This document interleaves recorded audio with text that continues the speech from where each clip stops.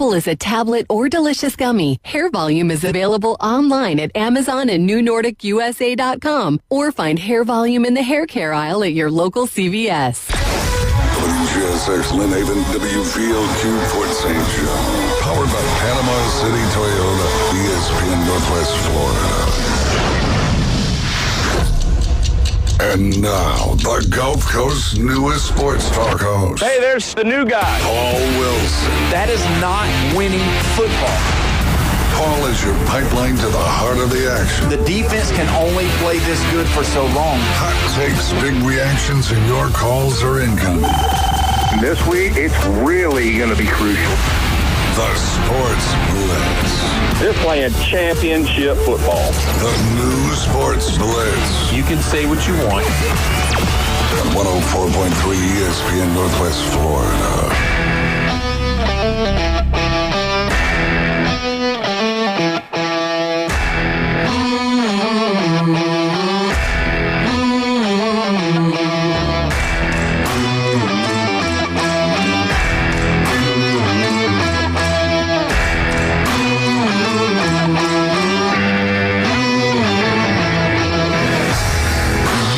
Time it is this Thursday here on 104.3 ESPN Northwest Florida. This is the Sports Blitz with Paul Wilson today. And it's 4 o'clock, baby. We are almost there, getting ready for the weekend. We're pumped up and ready to go. Don't forget, this is your place for tonight. The Jets at the Patriots. Coverage starts at 6:30. Kickoff is at 7:15. Always, don't forget, you can call in, you can text in on the Red 70s phone line, 850-215-6290. This Thursday, we're pumped up and ready to go. As always, on Thursday, we got Stone Cold Brian Austin in the building. How you doing, Brian? I'm doing good, man. I'm doing good. I'm ready for this weekend. Man, Hook 'em Horns is ready to go. This is huge. This is huge. It is. But we cannot leave out the Bone Crusher. He is making it all happen. Bone Crusher, how you doing today? I've loaded this up with new sound effects, but I didn't adjust the volumes very well, so sorry, guys. You know what it sounded like? Always give me a clown horn for the Longhorn. What was that? I thought you were giving me a clown horn for the Longhorns. Yeah. Well, it sounded like Boss Hogg was going to be driving through the studio here soon, but either way, I was like, what is that? Now I just dated myself. We know exactly how old I am. Oh, man. But either way, man, big weekend. We got Texas in Athens, and it's at Athens, correct? It is. Oh, man, I think it's the first time in a long time. Yeah. Right? It's been a long I can't. It's a long time. I think I had a stat. I think I had a stat on it that I was going to touch base with you. So Texas leads the all-time series 4-3, but Georgia has won the last straight 2 games. And this is the first time, I think it says. In Athens? Yeah, first time ever for Texas to go into Athens. Are you a little bit nervous about it? Oh, yeah. I mean, it'd be foolish not to be. I mean, it's Georgia. Still. I mean, yeah, it is Georgia. And now let's just look at it. It's not the same Georgia that we've seen that's been super dominant on defense and really good on offense as far as NFL players on the edges and running the football. Yeah, they don't have the pass rush that they used to have. I mean, they're still good. They still have studs, but you don't have that Jalen Carter and all those different guys. Yeah, they're all with the Eagles right now. They're all playing with the Eagles. All the Alabama and Georgia players that are playing on defense, you want to watch them, just go watch them play on the Eagles. So, but, so that's one of those things where you look at how Texas is going to attack this offense or attack this defense, and then also being able to play good defense, because Georgia has been all year long a second half team. They have. And that's really, it's like the story that they told when a lot of these guys were there. They were talking about how Georgia would lose to Alabama because Alabama would always be a second half team, and Georgia's kind of taking on that mantle a little bit. And they say that Kirby taught them that, not to give up, not to quit. What's the scariest thing about this game for you? Man, being able to stop them on our defense, because our defense it's been shaky lately. I will say we'll get Michael Taft back, though. Yeah. In the second. I mean, that's huge. That's going to help. I did not want to go into this game without Taft playing. I mean, he is the leader of that whole defense back there. So that surprises me just a little bit because I was thinking you were going to say the offense. No. Man, the offense is clicking right now, though. I mean yeah. They look like they have it kind of figured out right now. Ryan Wingo is going to be back for this game, too. He hurt his thumb in that Vandy game, and I was definitely worried about that. But he's back. And Arch, you can't deny the numbers that he's put up lately. Yeah, he's done good. And, I mean, this is the Arch we were kind of expecting at the beginning of the season. Because if you remember, we were very critical of him. I was, too. And you were, and I was, and rightly so. Yeah. I mean, he struggled. 100%. It was really bad. You know, you talk about the quarterbacks going straight in, and last year with having a few package plays where you would go in and run the football, that's totally different than having a game plan and being ready and all that. And I get it, man. These guys, they go through, a bunch of training, and, Sarkisian is supposed to be the star, being able to be a quarterback whisperer and all that. But you still got to be out there playing, and it's tough. And you're playing against good talent every week in, week out. So either way, that's pretty tough. We are going to go to our Red 7Ts phone line, and I hope I'm pronouncing this right. We've got Bardad on the phone. Are you there with us, Bardad? How y'all doing? Bang, bang, bang. What's up, Bardad? They call me Bardad. I used to be Big Mike back in the day with Randy and them. I know the radio station guy with Coach Hale. What's up? Brian? How you doing? Brian? What do you think? I'm doing good, man. What do you think your chances of beating Georgia this week? I like them. You like them? Yeah. I think this is the game. It's going to happen. It's going to happen? It's going to happen, man. We're going to shock the world. Dude, you didn't even beat Florida. Come on now. That's my team. I'm a Gator for life. And guess what? Billy Napier talked to Georgia. They know some secrets about Texas. Yeah, of course he remember? did. Yeah. Yeah, that was serious. My opinion, I think Texas is going to keep it close, but I think the third quarter, Georgia's going to pull away. If they keep the game close to the fourth quarter, it's going to go probably. It can go either way, but that third quarter, I don't know.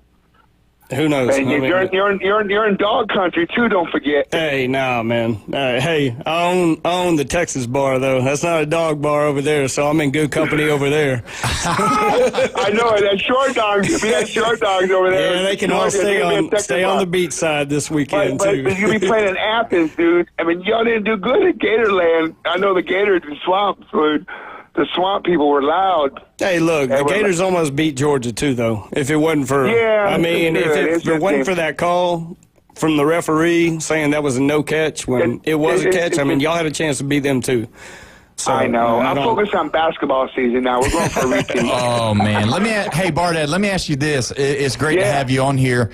We do a lot of big-time talk on Friday about Florida, but I do want to get your opinion. Yeah. Is Lane Kiffin coming to the Gators? I'm pretty sure he is. Yeah. I'm pretty sure. Me too. Honestly, we need a good defensive coordinator. Lane Kiffin's a good offensive coordinator. We have a good defensive We really have a good defense. Yes. So, Florida lost a lot of games. The defense, it was not the defense problem. So if we get Lane Kiffin in there and the boosters like him, maybe he can kick something up. But they just had a tough schedule this year. They had a tough schedule. Even they played Miami. They played a tough off schedule too. And they had one cakewalk and everything. SEC is a tough conference. Sometimes it's better to get the third seed. Then you have to worry about playing the game and get a chance in the playoffs. Then you'll be rested. Very true. That's very true. Hey, Mike, I want to say one thing. Y'all have a chance. Y'all beat Ole Miss this week. Y'all can eliminate Ole Miss out of the playoff for the most part. We'll do that like we did and then y'all can go ahead and get Kiffin. He doesn't have to worry about getting ready for the playoffs. True. So y'all want to go ahead and get him lined up? Beat him this week. I know we beat them last year, destroyed their hopes. When I remember Florida beat Kiffin, Mississippi, they were talking trash. We beat them and everything. I remember when Kiffin was in Texas with Tennessee that one year. He was talking trash when Tebow. I remember that. That. And then he left 1 year and went to the UFC. He left Tennessee hanging. But I think Florida's going to pay. They're going to get a big name coach. They're going to get a big name coach. Oh yeah, I think. yeah. We do. We believe that for sure. I'm pretty sure he's going to go, and I think he might be doing good. I know he's a good offensive mind coordinator. That's what Florida needs, some offensive mind. We got the weapons. We had a good quarterback. You know, he was like #1 quarterback in the nation a couple of years ago in high school. You know, that's right. But you can have all the 5 stars you want, but you got to put him. You got to coach him to make him a 5-star, dude. Yep, you got to get the X's and O's right. That's one thing about Kirby and Saban did. You know, they had the 5 stars, but they kept it year round. But they just kept. They know how to coach him and guide him the right way. That's exactly right. That's everything. Brian, yep. It's going to be a good game. Yeah, man. I don't know, dude. We're going to see. You never know. Anything can happen. But I know. Who knows? You're a diehard Longhorn, dude. I don't blame you, dude. I am. Support your team. And I got to come see you. I know it's Come on. I got to come see you. I got to come see you out there. I might on. make a trip to both games to see you during halftime and go to the other game at the other halftime. That'd be pretty cool. Yeah, there you go, man. That sounds That'd like be a plan, good, Brian. brother. You take care, guys. You have a take good care. one, man. All right, buddy. This is, Thank you. Bardaz signing out. Y'all take care, guys. Yes, Bye sir. now. Thank you. Well, I want to read the Facebook page real Here we go. quick. Here we go. Michael Santiago says, him. That's Texas. Florida. Okay, so that's him. So he says Texas is going down. And then the son of Saints said the Longhorn had a week off to prepare, so no excuses. All right, yeah. All right, Mason. So I hear you. and that's part of it. So there you go. But either way, you know, when you look at this matchup, you got to look at one place and one place alone, and that's the quarterbacks. You got Arch Manning with 2,123 yards. You got Gunnar Stockton at 2,040 yards. Arch has got a 62.7 completion rate. Gunnar Stockton's at 69.4. This is where it gets interesting right here. This is where it's going to shock you a little bit. Arch's got 18 touchdowns, 6 picks. Stockton's got 15 touchdowns, 2 picks. Yeah. That's the biggest thing. Arch has been sacked 18 times. Gunnar Stockton's been sacked 10 times. Yep. So a lot of the same, except for the interceptions and the sacks. Yardage, touchdowns are close. Percentages are pretty close, not too far off. But, you know, and you got to ask yourself, was it from Arch not playing good and him not understanding? Did the Texas Longhorns have a little bit of problems up front? Yeah, they did. You know, understanding what they're, you know, picking up blitzes, who to block, that kind of thing, because they do look different. Yeah. You know, they look like they're a totally different team. And, you know, Jeffrey picked Georgia. So, of course he did. And so, you know, and, you know, Jeffrey's he was late today again. So he's got to put more money in the cookie jar. So either way, we're going to be able to eat dinner here soon with all this money he's putting in there. But, you know, Jeffrey, you were very, adamant that Georgia was going to win this game. Sure, why not? No, I mean, you said Georgia. No doubt. Georgia. Yeah, I didn't hesitate. I mean, the thing that's going for Texas is trending. It is. That's the only thing you have going for yourself, is that they're getting better. Where Georgia, I mean, they've been on top pretty much all year. I mean, they lost to Bama, right? Yeah. I had some close games, though. They've had some close games where they pulled it out at the end, probably more than anybody else. They've had close games against everybody, if you look at it. Not everybody, but a lot of teams. Yeah, there's a couple Tennessee teams. was really Tennessee. close. They should have beat them. Yes. Yeah, they were down 14 twice. Right. Yeah. And that's the thing. That's why it's like, when you play Georgia, you better put your foot on the gas and not let up. You gotta bury because them. you remember what happened last year with Alabama. They almost let them right back in the game as well. Yeah, but do you really think that Tennessee let up? I mean, barely. I mean, they got conservative with some of their The play defense calling. didn't hold. And then Florida had no firepower. That's the reason why they couldn't win. Yeah. No offense. None. Yeah. So that's really where, you know, Texas is going to have to, because they're on a 2-game winning streak against Texas, never played in Athens. So these are big things. So you want to hear silence when you're there. So that means you got to shut them dogs up and stop making them bark. Yeah, they got to jump on them early. I mean, but then you can't let your foot off the gas because they're that's what we did notorious. Against Vandy. I mean, we let the foot off the gas against Vandy, and they just about came back and beat us in that game. So, what do you think is a harder place to play? Is it Georgia at Austin or Longhorns at Sanford? Which place is harder to play at, Athens or Austin? Athens. You think it's? I think it's Athens. You think it is? Yeah, between the I hedges. don't know. I was just thinking about this. I mean, and where would you rank them you would put them like number 5, number 6? Probably. Hardest place to play in the SEC. In the SEC, obviously yeah. What I'm talking about. Yeah, because you go LSU, and then you got to go Tennessee, Kyle, then you got to go Knoxville, then you got to have Auburn. Auburn's number 4. Auburn's the 4th hardest place to play in the SEC. Then maybe Bama 5 or Athens 6. Yeah. So and then the Swamp. Well, the Swamp, depending on how good their team is, they could be right there with 2 or 3. Yeah. So I'd put Georgia close to Vandy in Kentucky. Woo! I don't know. Oh, wow. Shots fired. Vandy and Lexington are bottom tier. and Starkville has the dang cowbells that keep them out of that tier. Yes, that is true. Randy Williams said Texas is going to get the win this weekend. Oh. I think he's just kissing up to you. I don't believe that a bit. Come on now. But either way, hey, we do have a caller on the line. We've got Ed Ward. How you doing, Ed? Hey, what's going on, y'all? Hey, buddy. Good, man. Pretty good. Just at home, chilling out, drinking a beer, and listening to y'all right now. Well, we appreciate you listening. Yes, sir. Well, what's going on today? What do you think about this game, Texas or Georgia? I am picking the Bulldogs, even though I am from Texas, y'all. I am picking the Bulldogs. Oh, man, you're losing your Texas card for that. I know, for real, but I still believe in capital punishment and barbecue, so I'm okay. You know? That's good. That's exactly right. Honestly, man, I will say this, and it's an opinion, not a fact, but Texas has had a weird season so far. It's been up and down, and I just don't see them as super consistent. Yeah.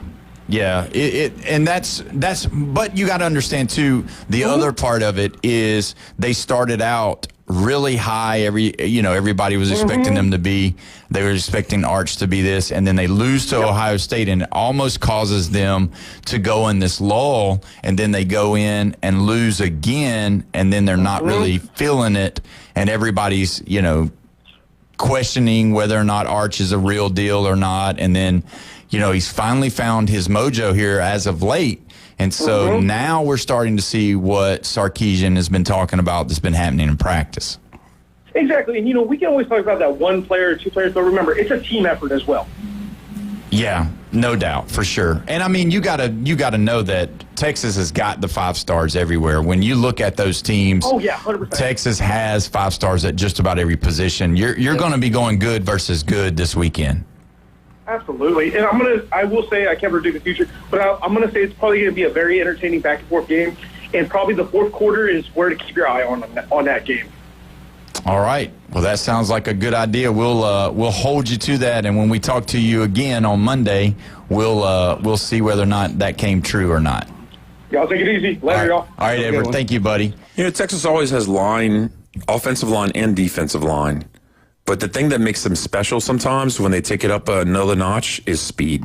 But if they get a hold of speed demons, then they're next level. Well, that's what Sarkisian has brought to Texas, though. You've always had those guys. You've always had those safeties. You've always had those linebackers. But now Sarkisian, I feel like, has brought the weapons. You know what I mean? They would always recruit well, but I think he's brought a different flair for offense that makes them, they could be scary if they get hot, and they've gotten hot. But man, it's just like one of the listeners was asking, do we think that Texas can win out? If Texas wins out, they make the playoffs. Oh yeah, but gosh, it's a bad schedule. You got Georgia and A&M left. I mean, there's a lot of people though that are now saying Texas go 9-3. You're going to have a shot still because one of those games is going to be Georgia or A&M, and that'll put 3 top 10 wins on the resume right there. No, not a lot of people can. If they lose to Georgia and beat A&M, I think they're out because A&M's only got that 1 loss, and A&M's going to be in. Obviously, they're in, and y'all taking this loss is going to knock you out of the top 5. And if there's only 5 SEC teams going in, and you ain't top 5, guess what? on the outside. There's a lot of football left, though. Oh, yeah. We always have chaos the last There's couple of chaos. seasons. And I talked about that the other day, didn't I? And Randy, he ended up coming back and saying that the SEC knows that they need another team in, and they're going to rig this game so that Texas can win. Oh, my goodness. So there you go. What a Big Ten thing to say. What an ACC thing to say. No. I mean, come on. But yeah, Brian, when you look at this, they've got to be able to run the football. That's going to be number one, because they can't just be one-dimensional here, because you know how it is. If Georgia can peel their ears back and just rush the quarterback, it's going to be a long day for Arch. Yeah. Because he needs time. He's got to have time, but he's also got to be able to throw the football, and they've got to be able to get to their routes. He's got to be able to see the trees, of what they're running. And if they pin their ears back and just make them one-dimensional, I'm sure that's what Kirby's going to try to do, because he does not want them to run the football. Because they haven't been great on the run. No. Georgia has not been great at stopping the run. No. So that's been their Achilles, at least for a little bit. If you watch the Tennessee game, if you watch the Alabama game, they've given up chunk yardage on on defense on runs, so that they could get to 2nd and 5, 2nd and 4, that kind of manageable numbers. Then when you do that kind of stuff, you can open up your playbook and be able to expound on anything you want. You can take a shot if you're on the other side of the 50. All of those things come into play, and then that way you get somebody stuck on an island by themselves, and if they're blitzing, you catch one person out of position, and you can go, especially with those wide receivers that Texas has. Yep. I think Georgia's going to blitz right off from the beginning, try and rattle Arch, and they need to just remain confident and have a play design to where they'll allow that blitz to come in and just throw it over their heads for a big gain. Yeah. And then that'll put, Georgia back on their heels, and it'll be a different game. Honestly, I want to see the first play of the game, quick strike to Wingo. Let them go. Yeah. I mean, that's worked so many times this year already. A fly pattern straight down? No. Or a slant in? No, just a little slant and let them go, man. Yeah. I don't know. That middle of the field can be scary sometimes. It can. Yeah, I mean, Georgia, and when I say the things that I'm saying about them, I'm not saying that they're giving up, 200 yards of rushing. I'm just saying making their offense be able to move the football and have 3rd and 2, 3rd and 1s, and that's how you beat a Georgia defense. But you can't just be out there throwing the football. If Arch has 43, 40 attempts, that's not good. Then it means they lost the game. I mean, that's just the truth. Well, the big difference, I think, in these numbers, you're talking about 15 and 2 on the TD interception thing, is they're efficient. Georgia is efficient with the 69%. Again, they're beating him on efficiency. Yeah. Georgia cannot run the ball twice and be stuck at a 3rd down and whatever, and then try and throw the ball unsuccessfully. And again, 3rd down efficiency. Yep. And that's what you want to do. That's what the defensive coordinator wants. He wants you to be in those 3rd and 7s, 3rd and 8s, so that or even a 3rd and 2 in passing, and then having all your men covered, and then you're messed over. And then what's Arch going to have to do? He's going to have to run for a 1st down. That's dangerous. And see, on the flip side of that, though, is the same thing that Georgia is going to try to do for Texas. Texas is going to need to do that same thing for Gunnar Stockton and that Georgia offense, because they can run the football as well. But the thing about him is that Gunnar Stockton is just as much a threat to run the football as Arch is. I mean, let me ask y'all this. So out of the two quarterbacks, let me just ask y'all, who do y'all think has the most rushing yards on the year? Oh, wow. Arch or Gunner? I'm going to say Gunner. Probably Gunner. It is Gunner. Yeah. He's got 321 yards rushing, and Arch has 203. So he's over 100 yards more. Yeah. He's got 7 touchdowns. Arch has 6 touchdowns. So same in touchdowns. And if you watch Georgia play, that is a part of their game. Is getting him outside the pocket and him reading whether or not somebody has got their back turned to the football, and him taking off and getting those extra yards. Yeah, we couldn't stop that in the SEC championship game last year. Yeah. I mean, that was the key to them winning that game. And I think that's the key this year, too, is that he has familiarity with Texas. I mean, he's played them. He knows, that was one of his. I know he came into that game, but I mean, he came in there and. But we've also seen them now, too. And that's true. That's the other side. I mean, in that SEC championship game, we had no clue what was about to happen with him. I mean, we were prepared for Beck. we were prepared for somebody to stand back in the pocket and throw the ball and completely change. But that also makes me scared because they beat y'all with 2 different quarterbacks. Ugh. They were a different team last year. Oh, though. they were. They were definitely different than this year's team. But also, they're better than that SEC championship team now. Maybe.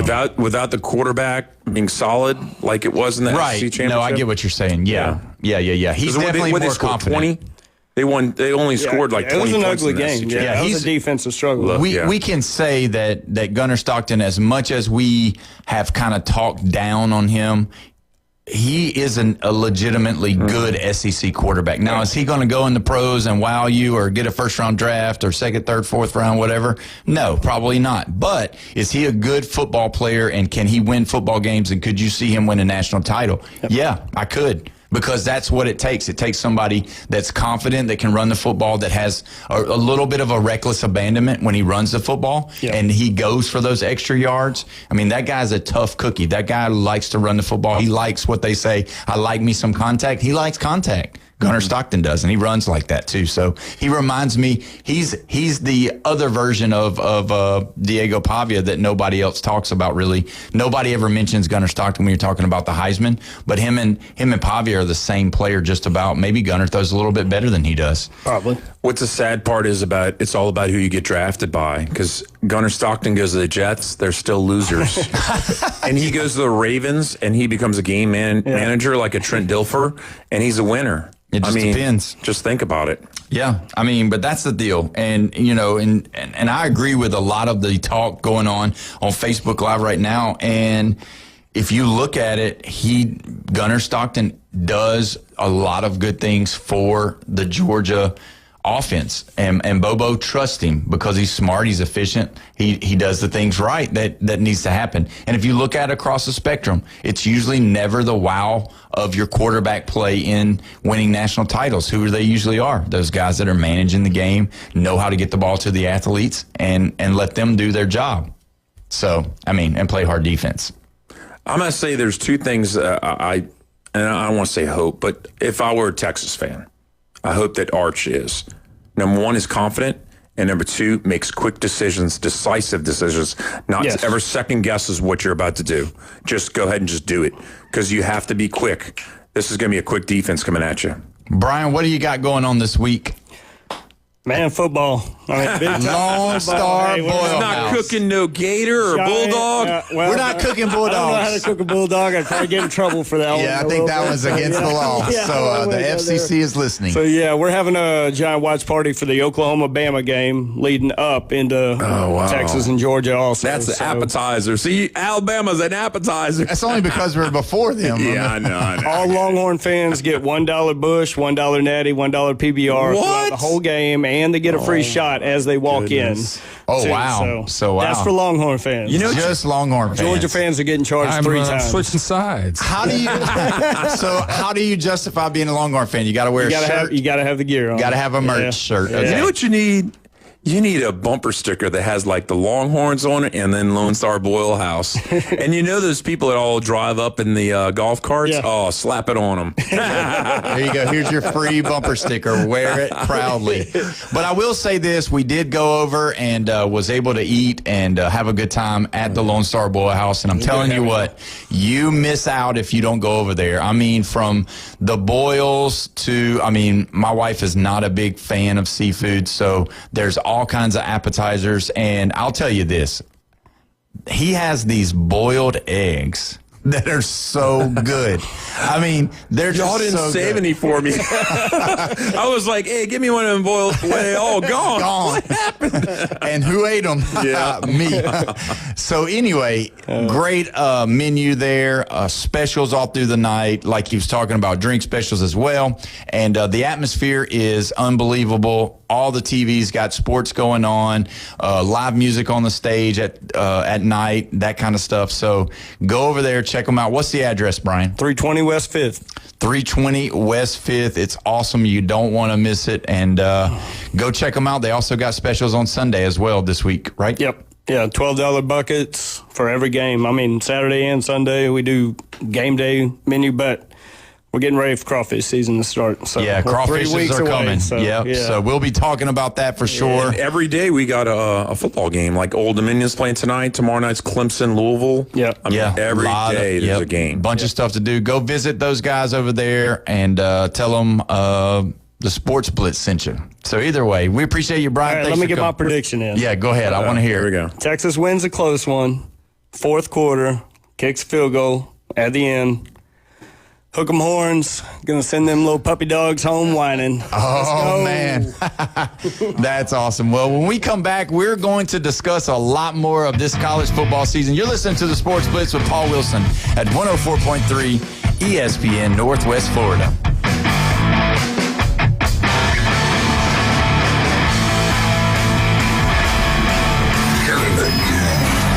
Call or text us now on the Red 7T studio line.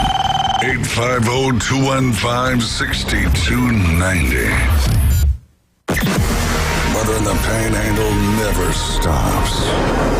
Turn to 104.3 ESPN Northwest Florida. This is Joanna with your latest forecast. Up to the minute weather reports all day long. A chance of thunderstorms and moderate rain. In-depth storm coverage. Winter Storm Enzo. And breaking weather as it happens. Hurricane Helene. ESPN Northwest Florida. We do have a tropical storm warning.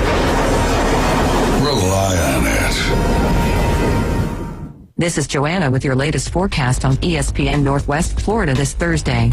The remainder of the day, clear skies and 74 with a gentle breeze coming out of the west around 8 miles per hour. Tonight, clear skies with lows around 55. Tomorrow, sunny with a light breeze and a temperature near 74. Moving into Saturday, about the same with a high of 73 and sunny. This forecast is sponsored by Mid-South Lumber, the best little lumber yard in Panama City. Thank you for keeping that dial on ESPN Northwest Florida. Rely on it. Full residential and commercial projects from start to finish, Wheelhouse is ready to help.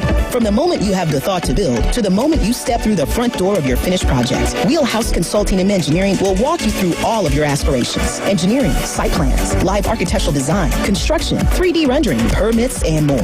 Wheelhouse Consulting and Engineering, 850-896-6597. That's 850-896-6597. And online at wheelhousedba.com. Tired of boring merch and want your brand to stand out like the big names? Elevate your look with Red 7 Tees. They don't just print shirts, they create bold identities. They are a veteran-owned custom apparel shop providing the kind of detail that turns heads, using high-quality digital printing and embroidery to give you that unique style you love with no minimums or cookie-cutter designs. From small business to sports teams, if you've got a vision, they'll help you wear it proudly. Visit red7tees.com. Ask for special ESPN Northwest Florida pricing. You found us inside the CBC Construction Studios. The new Sports Blitz. Oh, yes! Rants, hot takes, and huge reactions are incoming on 104.3 ESPN Northwest Florida. Welcome back. You're listening to the Sports Blitz with Paul Wilson here at 104.3 ESPN Northwest Florida. Don't forget tonight, Thursday night football, Jets at Patriots. Coverage starts at 6:30. Kickoff is at 7:15. Also, don't forget, you can call in. You can text in on the Red 7T's phone line, 850-215-6290. We're live and local in the CBC Construction Studio. You know, Jeffrey, when you talk about this Texas-Georgia game, you've got to look at all the stops now because everybody is vying for those positions to be in the playoff. And if Texas loses, they're out.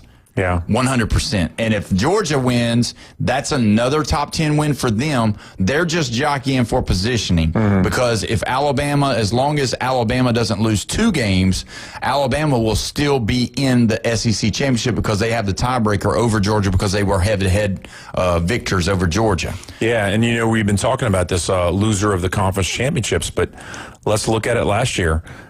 After the first top four seeds that were automatic, right? Yeah. The 5 was Texas and the 6 was Penn State. So the losers of the 2 biggest conferences still got the 5 and 6. They didn't drop all that far out of it. You know, Ohio State working from an 8 is a little hard, but the thing is they had the revenge factor on number 1 Oregon, and that kind of worked in their favor, I thought.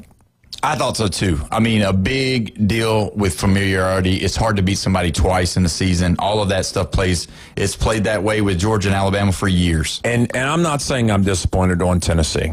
I'm not. But when I sat down and I thought about, like, ranking the SEC teams, when I came to the realization that Tennessee was not 5 or 6 like I thought they would be, and they were like 8, and they were sitting on the outside, I was shocked. I shocked myself. I didn't even want to tell Brandon that they were the 8. You know what I mean? Right. Because I felt like they were higher. But Oklahoma and Vandy have not been broken yet.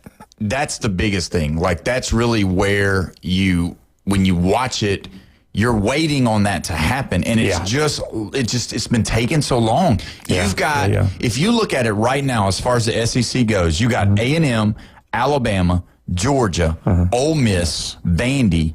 Texas is 5. Texas is 5. Vandy, Oklahoma, and then Tennessee. That's 8th.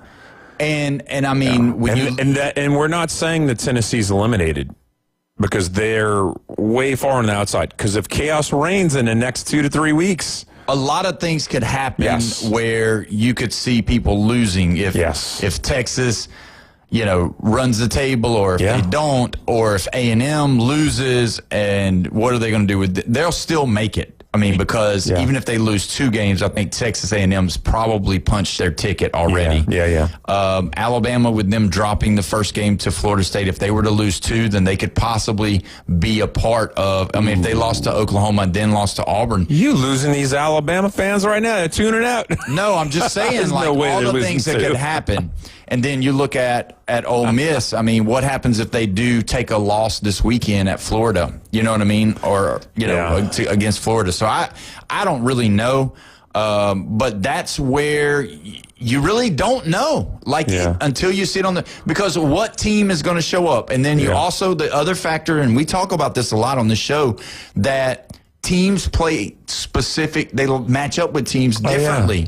That's why you see a round robin. I mean, like, you just have to question in your head. You're like, okay, Auburn won at Arkansas. They're going to beat Kentucky at home. And guess what didn't happen? Exactly. Yeah, that's why they play the game right there. Yeah.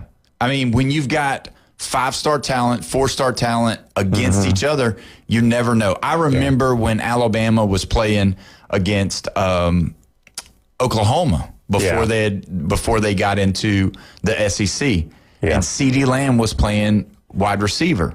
And Patrick Surtain was younger; he was a freshman, but he just could not cover CeeDee Lamb. He just couldn't. I mean, now he can. Now he's probably the best corner in football, but they just were throwing the ball to him, and I was just like watching it, like, gosh, he can't stop him. Was that January of 2015? I think so.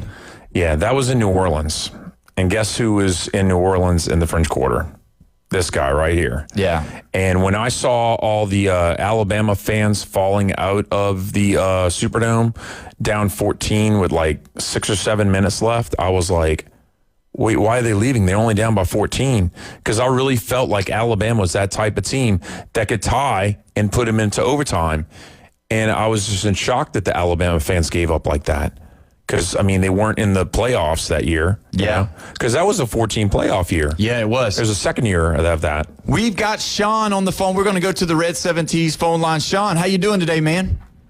Oh, not too bad. How y'all doing? We're doing fantastic, buddy. We are hopping in here. What's going on with you today, Sean?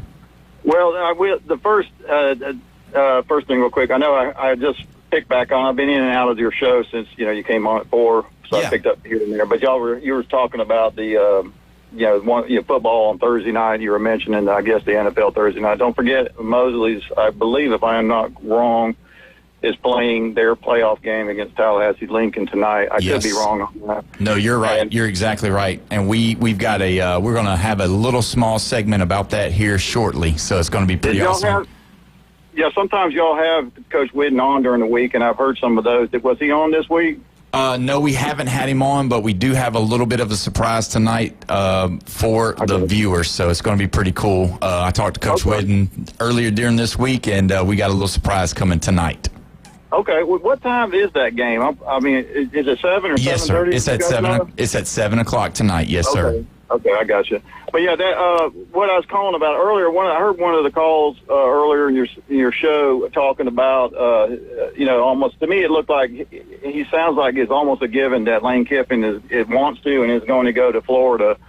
I don't think so. I mean, I think you can wish in one hand and reality maybe another, but I can see why they do. They think that, Gator fans, I'm just, you guys have probably opinions on this too, but I think they think that just if there's an opening and, that he's just going to come and call, and just want that and walk away from Ole Miss. I've heard, and again, you guys might have heard this or that he's divorced, but that his wife has moved or is moving to I can't remember the name of the town that Ole Miss is in. Oxford. Yep. Oxford, yeah, that she's moved or is moving there, that they're going to try to reconcile, that he has a daughter going to Ole Miss. Of course, that's only for 2, 3, 4 years. I mean, that, she could easily transfer or finish her career there, even if he does go to Florida. But I mean, I also think Ole Miss is gonna lay waste to them when they, I don't think the Gators are going to beat them, and I think that Ole Miss is going to make the playoffs, in my opinion, and I think they're going to have a deep run. And if they do, won't that put them past the portal, the window that it happens? Doesn't that, the portal window, doesn't that happen before the playoffs are done? And no, it actually starts in the middle of the playoffs. Yeah. It's like January 2nd or 3rd or something like that. Yes, right in the middle. Yep. Yeah. So he'll still have it. Yeah, I mean, but if he's still coaching Ole Miss, if they make it to like the Final Four, or the Final 8, teams. I mean, if he wanted to, or does end up going, I mean, I still don't think he's going to, especially if they have a deep run. What do you guys think? Do you think he's likely to go? I mean, Florida I think fans are just wishing and hoping, because I think if he does go there, I'm a Florida State fan. We'll never beat him, because he is going to clean up. I think in recruiting and stuff like that. And his offensive, he's an offensive guru. And I know as a Florida State fan, I don't want to see that because, like I said, I don't think we'd ever beat him, long as he was there. Let's talk about who they're going to match up with in the playoffs. Texas Tech would be a dream scenario for Ole Miss to match up against. And then any ACC team that's going to be representing their conference is going to be a second best. And then in the middle of the road, you got Notre Dame. I think Ole Miss could actually eke out a win over Notre Dame. But I'm worried about I'm worried about Oregon or Indiana. That's what I'm worried about. Those two might, yeah, but where would they meet them, in the semis? Maybe in the second round. I mean, let's say they're at 8. I don't even know. I would even trying to think about where they're going to be ranked, because if they're an 8 in the first round, you'd be playing a 9. You actually could be playing at Oregon in the first round. Where are they projected right now? Because I haven't been following that since my team isn't even sniffed in that playoffs. Actually, somebody came out with one a week ago, and they had Ole Miss at 6. I don't think they're going to get that 6.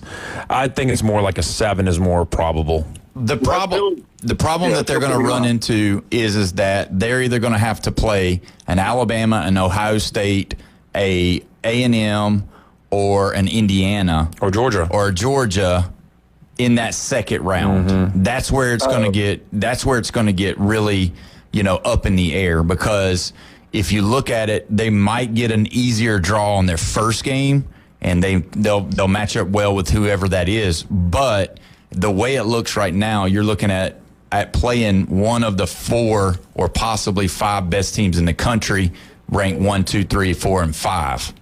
How many losses do they have right now? Just the 1.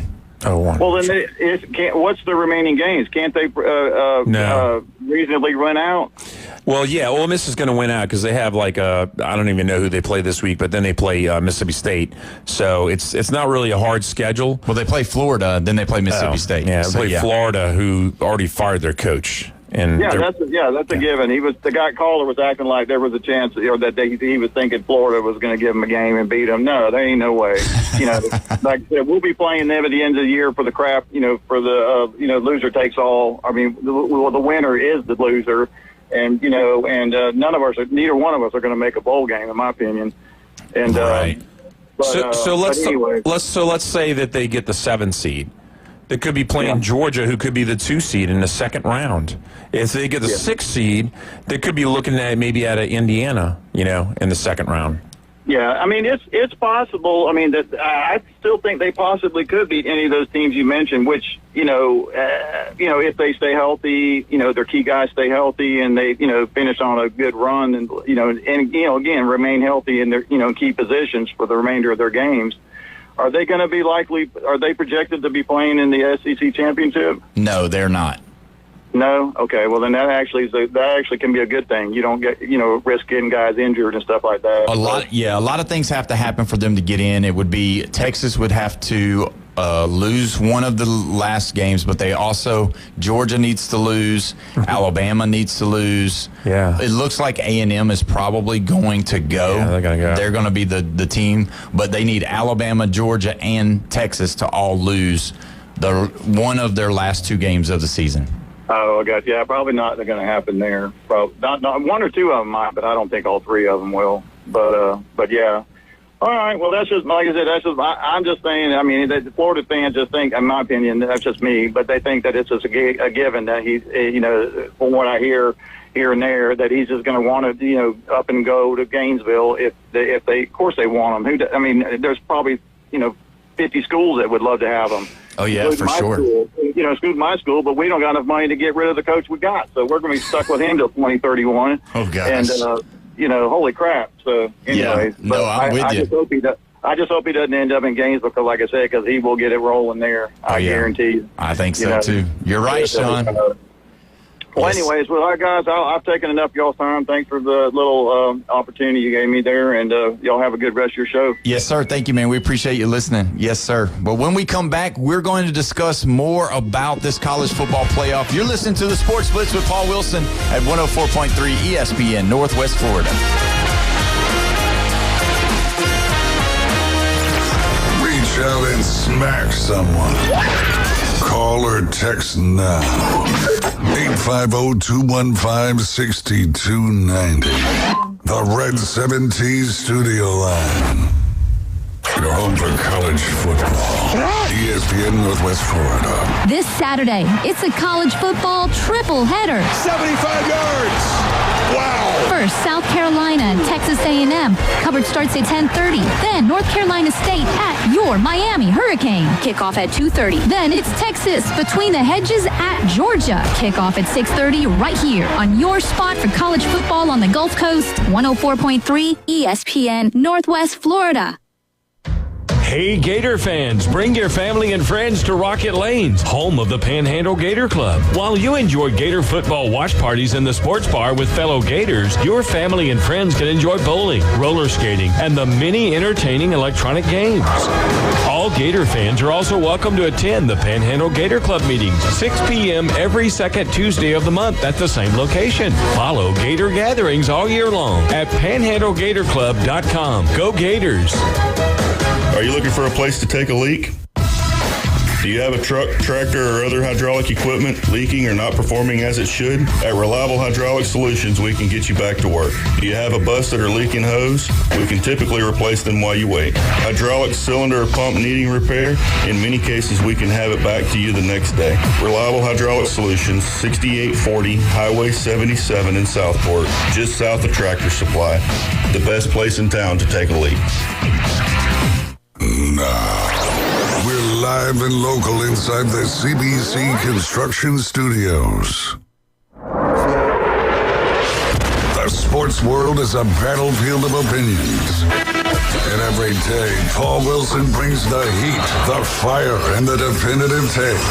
Don't just follow the headlines. Be a part of the story on the Sports Blitz. ESPN Northwest Florida.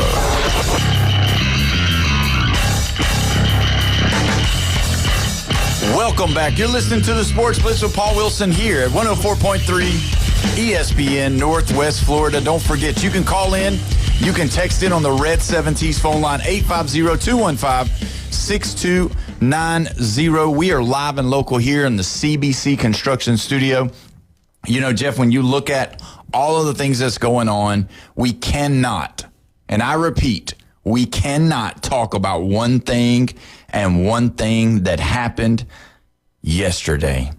Breaking news.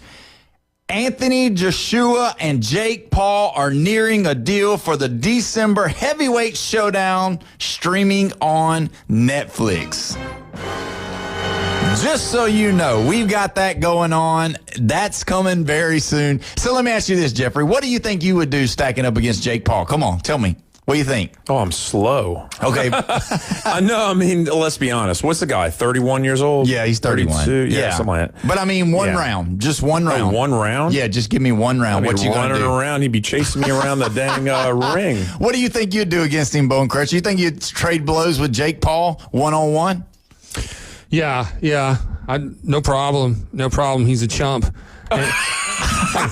The better fight's going to be the Pacquiao fight. That's going to be the more important fight for boxing. Yeah, that's true. I think a lot of people are getting a little worn out with these Jake Paul fights. Is he going to fight Tyson? Who else is he fighting? He's already fought Tyson. I'm sorry. Tyson was supposed to fight Mayweather. Yeah. Next. And so Tank Davis was supposed to fight Jake Paul, and he canceled that. And that was the welterweight champ. Yeah, that was the current actual welterweight champ. Like an actual. There's something there, even though he's much bigger than him. But I'll tell you this: if he fights Joshua, if it's a real fight, I mean, Anthony Joshua will knock his lights out. I mean, he's a way bigger dude, and this unless he just pays him a lot of money. So, I mean, would you get in the ring with him for $1 million? I mean, you know what I'm saying? Are we talking about a 3-minute, 1-round thing, or are we talking? Yeah, what are we talking $50,000. Say $50,000 to fight Jake Paul for a round for 4 minutes. Let's go 4-minute round.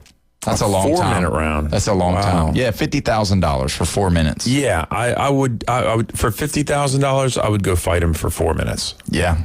How do you think you'd fare?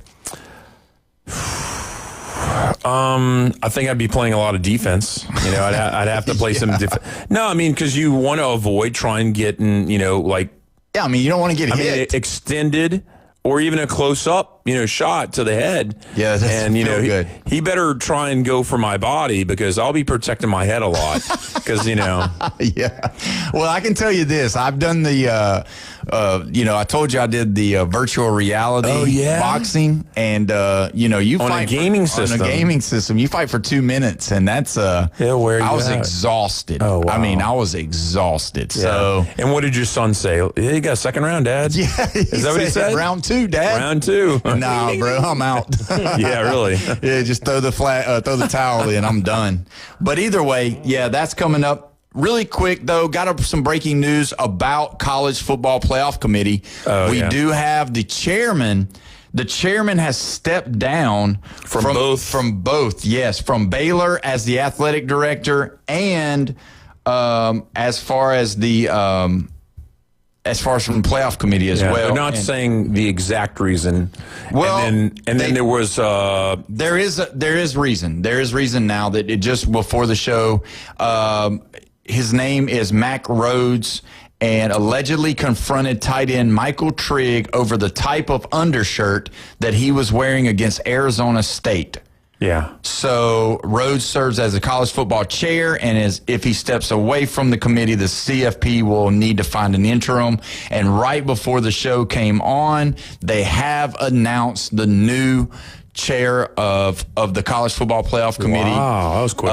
It is the Arkansas Razorbacks athletic director Hunter Yarashek named chair of the selection committee, and then the University of Utah Athletics AD Mark Harlan also returns to the College Football Playoff Committee. So there you go. I know that you said the Utah AD is now in. He used to be in, and now he's back. Yeah, he's coming back. The position that the Baylor guy had. Yeah. Yeah. So, but Rhodes. The chair is going to be the Arkansas athletic director going forward. So I had heard that it was hearsay that it was the player, and he was wearing the wrong color. Yeah. How petty of a thing to happen where you're correcting a player about that's not the right green, you know? Right. That's not Baylor green. Right. I don't know. And they were playing Arizona State, so unless he was wearing Arizona State's colors or something, but if it was just a different shade of green, how petty is that? Or maybe it was off yellow and maybe it looked more like a gold because, Sun Devils are red and gold. Yeah. I don't know, but I just thought that was crazy. Another breaking news. The penny is no longer going to be made in America anymore. So, with that being said, now we can report that they stopped making the penny before the Buffalo Bills has won a Super Bowl. So the oh man, no, you want to hear the real burn, Bone Crusher? The one I saw was the penny saw, the first president. It saw slavery. It saw the Civil War. It saw World War II. It saw all these things, but it never saw Miami Hurricanes win the ACC. And when I saw that, I was like, yeah, that's a Seminole fan right there. Oh, wow. That's what it was. That's what they posted. So that kind of throws it out there. So, which is crazy. Wow. I just can't believe that. So are they just going to keep the ones that they've already have in circulation? Yeah, the circulation is going to keep going. Scarcity. Yeah, they just want. So it said that it takes 21 cents to make 1 cent. So it didn't make sense. It's like 4 It didn't make sense. It's like 4 cents or 2 cents. Yeah, to make a penny. Yeah, so it's not. It didn't make sense to make a cent. There you go. So either way, our economics class is over here. So. Another breaking news. I know that we do this normally in the front of the show, but we're doing this right now. Bryce James looks like is going to be redshirted for the Arizona Wildcats. So LeBron James' son, whom everybody was talking about, how I was good like, he was. who is that? His other son is going to be redshirted with Arizona State or Arizona. Well, you remember like Shaq had his sons and he had a run and things didn't really work out for him. Yeah. And Bronny's playing. He's playing with his dad or actually right now. But then the other thing about it is that LeBron James is hurt, but he is coming back. But they're going to let him go play and practice with the G League team before he comes back. So they're kind of doing that. They've never really done that before. This is the first time really doing that. Like in baseball, you definitely have that going on. So the Lakers are 8-4. They just lost the game, and they were showing about how many players have missed games. Yeah, and they've won with like everybody. Like even though they're missing players, they're still winning. Yeah, and they're 8-4. And Austin Reeves is being the player. So real quick, Tarek Skubal won the Cy Young for the American League. Oh. And Paul Skeens won the Cy Young for the National League. Probably the most losses by a Cy Young winner, but winning Rookie of the Year last year. We're going to have to look up that stat because there have been some people who weren't, great on the record, that have won it. He was dominant. He was great. And tonight is the night we finally find out who's going to be the MVP. And do you still hang tight with saying you think Aaron Judge is probably going to get it? I don't know. With these other selections that you've been talking about, it makes me wonder. Makes you wonder. This is a drama. Yeah, because the same people that are picking are the same people that are picking. Now, you know how like the ESPYs are beginning of July? Yeah. Would you wish that it was like an award show and that they announced it and like celebrated the sport? That would be cool. That would be kind of cool to see instead of already saying it. And would it be Cooperstown? Where would you hold this thing? I don't know. But all I know is I still think Aaron Judge is going to win it, even though you cannot. Kyle Riley had the greatest year that he's ever had, and he probably won't do it again. But, wow, what a year. Yeah. And I still think Shohei Ohtani is going to win it for the National League for sure, especially after winning the World Series and having the year that he had. Yeah. Fantastic. So anyway, we've got to go to our next break, and when we come back, we've got exciting news to announce, a big announcement for tonight. You're listening to the Sports Blitz with Paul Wilson here at 104.3 ESPN Northwest Florida.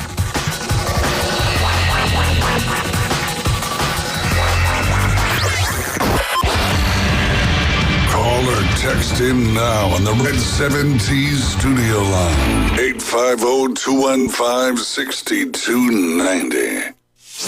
ESPN Northwest Florida. The Dan Patrick Show. Dan Patrick.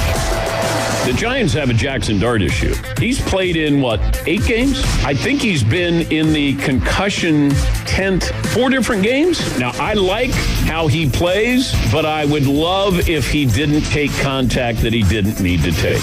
Don't be afraid to slide. It's the Dan Patrick Show, weekday mornings from 9 till 11. ESPN Northwest Florida. This is Joanna with your latest forecast on ESPN Northwest Florida this Thursday.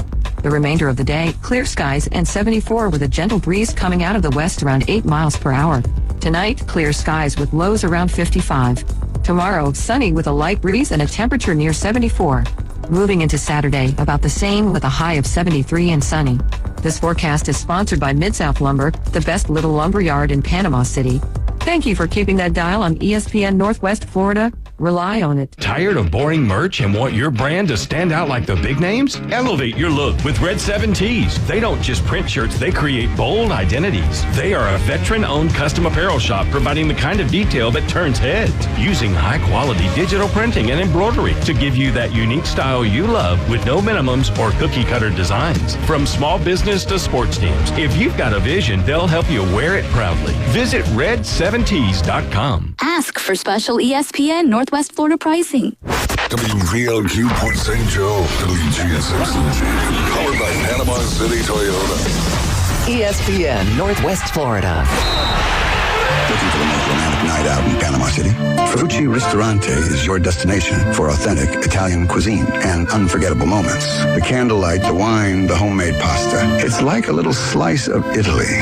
From handcrafted sauces to centuries-old recipes, Ferrucci brings true Italian flavor to every plate. It's where love stories begin and anniversaries are celebrated.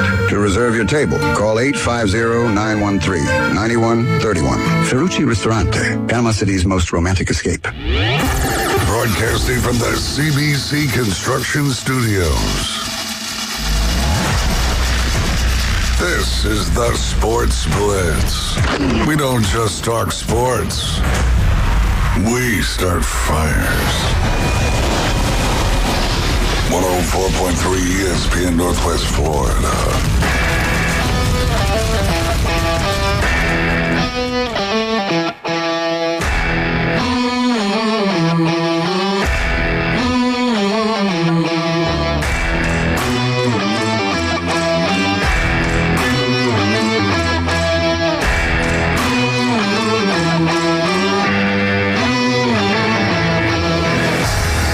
Yes, sir. Yes, ma'am. It is 5 o'clock on this Thursday. You're listening to the Sports Blitz with Paul Wilson. We made it through another day. One more time before the weekend, baby. One more wake up and we are ready to go. We're so glad that you joined us today. We are live here, local at the CBC Construction Studio. Don't forget, Thursday Night Football, Jets at the Patriots. Coverage starts tonight at 6:30, right after the show. Kickoff is at 7:15. And don't forget, you can call in, you can text in on the Red 7T's phone line, 850-215-6290. I am pumped up. We've got a big announcement to make for tonight.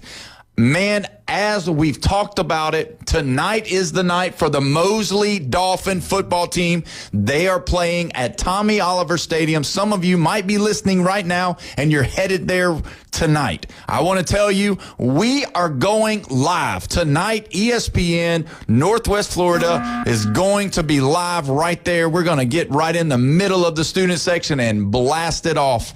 But we are excited about it. We're coming there. We're going to be ready to go. Excited about watching the Mosley football Dolphins win the first playoff game of the season. You know, Mosley, they took the loss early in the year against a really talented Bay team that's going to be playing in the playoffs tomorrow night. But Mosley looking really good, kind of hitting their stride. Everything's kind of coming together now for them.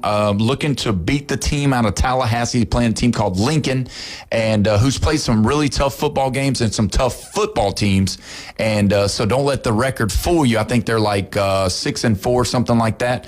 But either way, tough football team. So this one should be a good one tonight. Hopefully Tommy Joe and the boys get it rolling early, get it out early. You know, they run a lot of misdirections. They try to get you in a position where they're good versus not as good. Mm-hmm. Does that make sense? Because they've got some really good Division I players on that football team and some really good football players. And so hopefully tonight, this will be a night that will be a cheering time and exciting time for Mosley Dolphins. So I think they finished 9-1, right? Yes. And I think that's what they finished last year also. I think so.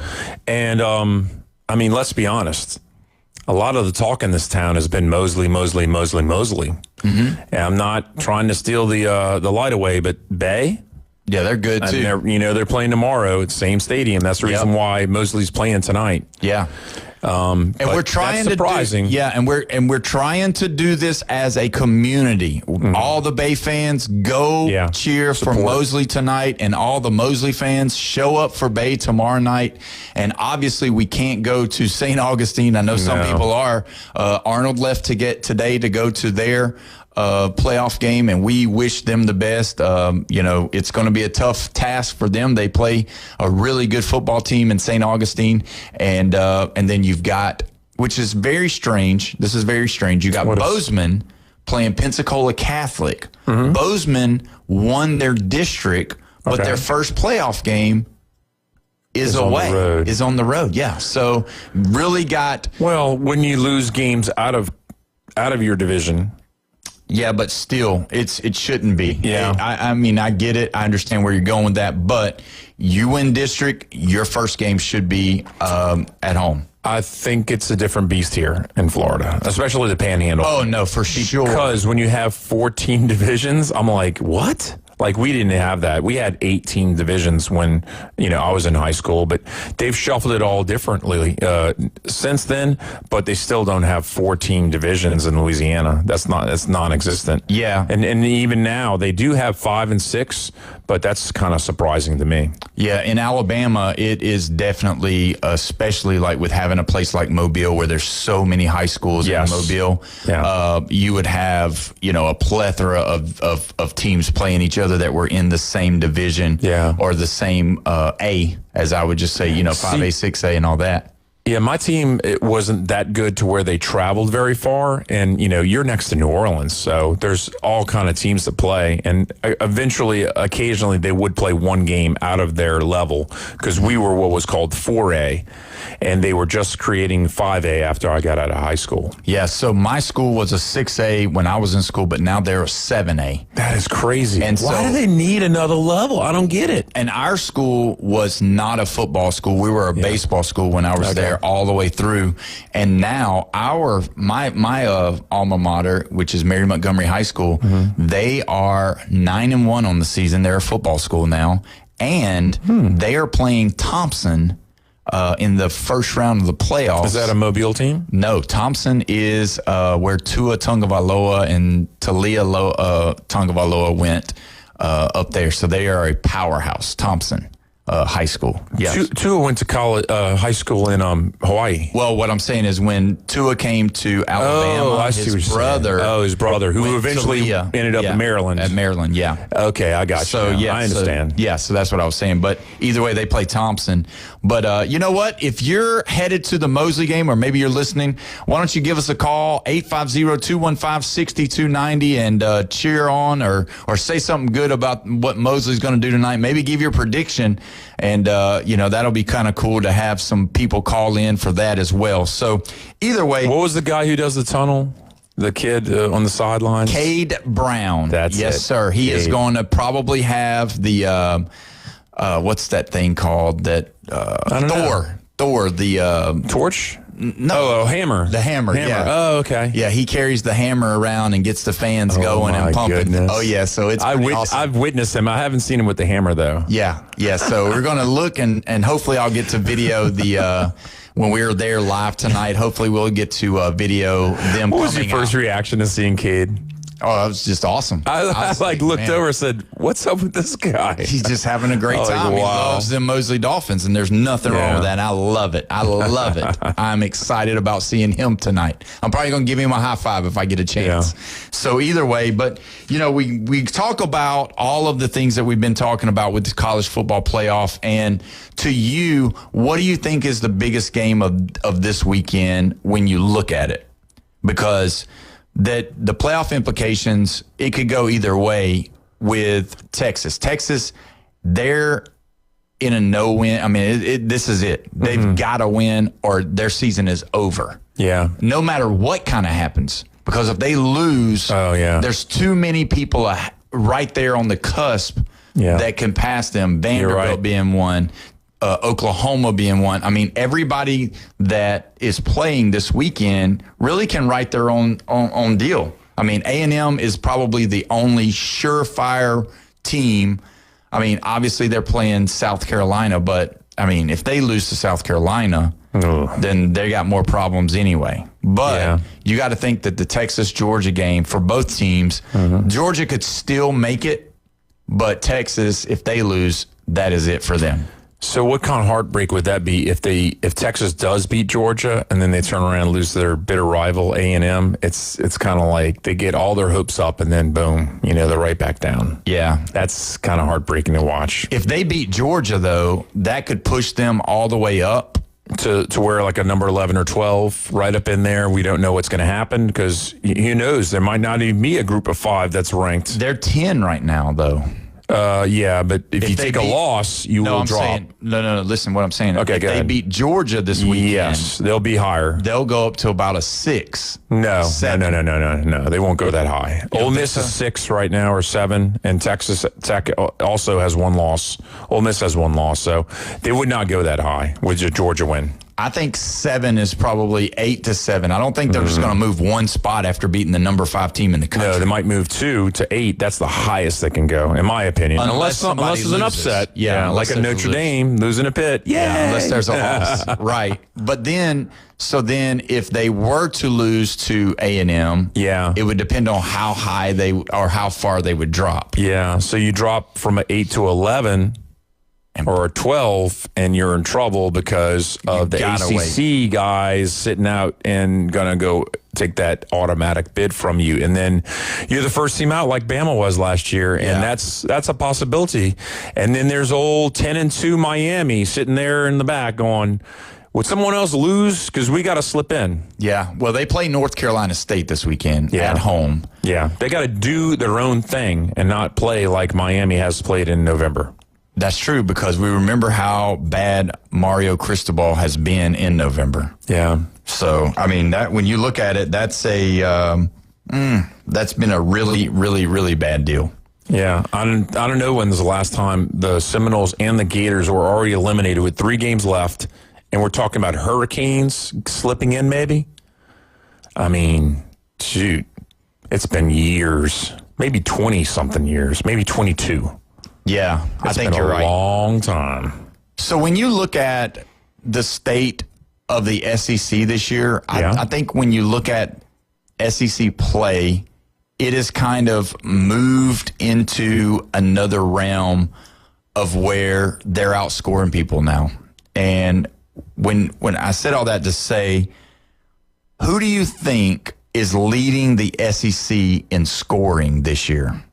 And what do you think the number is? Because it's not who you would think it is, but it's also way higher than you think it would be. Wow. Because the SEC has always been known for what?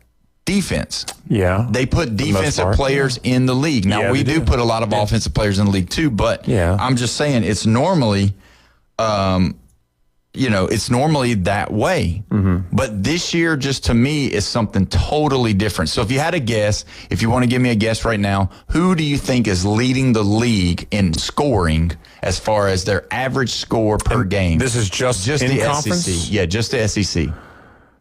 I guess Tennessee. Yeah, that's exactly who it is. Really? Yeah. Wow. And who would you think would be second?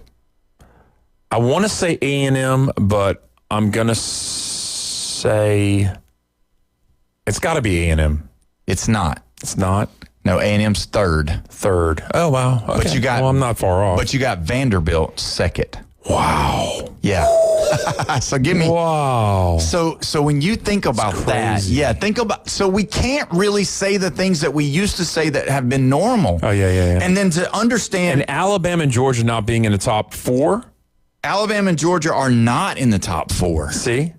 And then, if Mateer had stayed healthy and they only scored 6 on Texas, Oklahoma would be in this conversation. Yeah, and they're not. They're not even in top 10. Yeah. So there you go. The quarterback's out. Yeah, but I mean, think that was pretty significant. Yeah. Yeah. And the one that shocked me besides Vanderbilt, which I knew Vanderbilt was going to be in the top 5. I didn't know they would be second. Wow. And I knew Tennessee had scored a lot of points. Yeah. But the one that shocked me the most was number 5. And that was Arkansas. Oh, yeah. Yeah. Arkansas. And so with that being said, what does that make you think? Well, Arkansas can score points. Yeah. So what does that make you think about the Arkansas position of the head coach? Well, you have to get W's, man. I know, but it doesn't matter how much you score. Okay, but are the fans of Arkansas just like the fans of Kentucky? Give us 8, give us 9 wins a season, and you can write your own check. You'll never have to drive your own car. No, it's not and that you'll bad. always get a restaurant free meal. It's not that bad. It's not that desperate. I mean, think Kentucky so. has another sport to completely rely on with basketball. Arkansas does too now. They've got John Calipari in the building. Okay, well, this last year in the tournament, they were disappointing. Previous year, his first year there, I think they won 2 games and they made it to the Sweet 16. And the coach before was good too. They had won a lot of games with him. Remember, he was taking his shirt off, waving his, all that. But I'm just saying, Musselman. But I'm saying that Arkansas scoring points, definitely being in the top 5 of scoring in the SEC, needing a new coach, definitely cannot get the coaches that Florida can get, that LSU can get, that Auburn can get, that Penn State can get. They're on the outside looking in. Why would they try to go somewhere different? They feel confident that they can score. Now they've got to get a defensive coordinator in there and do something with that. So I'm just going ahead and telling you right now, by looking at this, give me Bobby Petrino will stay on. Take the interim tag off of Bobby Petrino's name and put some respect on his name. Head football coach Bobby Petrino, Arkansas Razorbacks. If he beats LSU, it's in. Well, it's not going to be hard. Ooh! I'm just all you got to do is score more than 20. And they're averaging. So we never talked about the average. 35.4 points a game. Do you realize that's 5 touchdowns a game? They're averaging 5 touchdowns per game. And that's through the 11 weeks. I mean, that's through week 11. So there you go. So Tennessee is averaging 43.6 points a game. That's pretty impressive for I mean, Josh Heupel is also known as a great, offensive mind, but, they're the only team in the SEC to average over 40 points because when you got Vanderbilt there at 38.3. So where do you think Alabama and Georgia are in that number? We know that it's in the, below 30.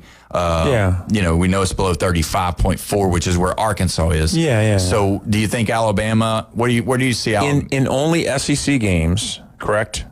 Is that what we're talking about? Or the whole season? Oh, the whole season. Yeah. Yeah, Bama's probably averaging 31.9. It's 32.8, so you're pretty close there. And then Georgia, 32.3. 33.4. Oh, it's a little more than what I thought. Yeah, so Georgia's number 6. Missouri checks in at number 7 at 33.3. And then their Alabama, quarterback's out. Yeah, their quarterback's The running back's doing killer. Yeah, he's killing. He's leading the SEC in rushing. Yeah, there you go. So that's the deal with him. And then Alabama's at 8th, 32.8 points. Mississippi State checks in at number 9 with 32. We go. We're going on down, and it's LSU and Auburn at the bottom. Nope. Texas rounds out the top 10 with the top 29 10, points. But when you get down to the bottom, it's like Kentucky, Auburn, and LSU. They're inept on offense. And then South Carolina's probably right above them.